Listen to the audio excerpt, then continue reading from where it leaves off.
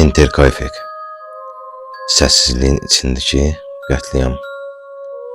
1922-ci il Almaniyanın Bavariya bölgəsində meşələrlə əhatə olunmuş, xəritələrdə çətin tapılan bir ferma evi. Interkayfek. Bu ev təkcə 6 insanın deyil, eyni zamanda həqiqətində yoxa çıxdığı bir yerə çevriləcəkdi. Qətliamdan aylar əvvəl ferma evində yaşayan Gruber ailəsi qəribə hadisələr hiss eləməyə başlamışdı. Çardaqdan gələn ayaq səsləri, qarda yalnız evə doğru gedən, amma geri dönməyən ayaq izləri, itən bir açar, açılmış vəziyyətdə tapılan məktublar. Bütün bu əlamətlər sanki kimsə artıq oradadır deyirdi. Amma heç kim bunu yetərincə ciddi qəbul eləmirdi.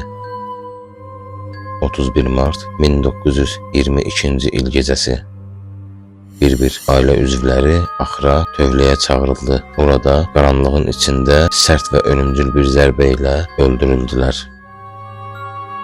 Andres Gruber, həyat yoldaşı Gazilya, qızları Viktoriya, 2 az yaşlı uşaq və yenicə işə götürülmüş xidmətçi. Cəmi 6 nəfər.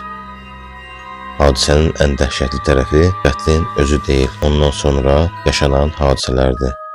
Səlahiyyətlilər ferma evinə çatanda bunu fərq etdilər. Heyvanlar yemlənmişdi, bacadan tütü çıxırdı, mətbəxdə yemək yeyildiyinə dair izlər vardı.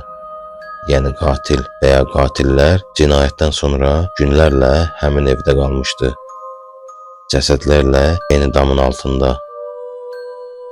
Araşdırma başladıldı, amma onunla birlikdə səhvlər zənciri də ortaya çıxdı.